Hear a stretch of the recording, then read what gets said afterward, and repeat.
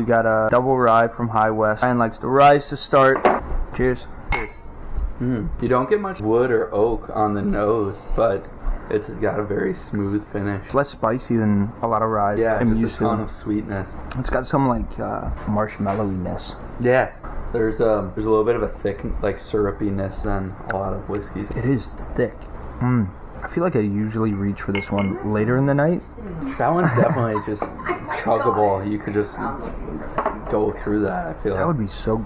I mean, that's a great one in like a fat wash cocktail or like an old fashioned. Yeah. And scene.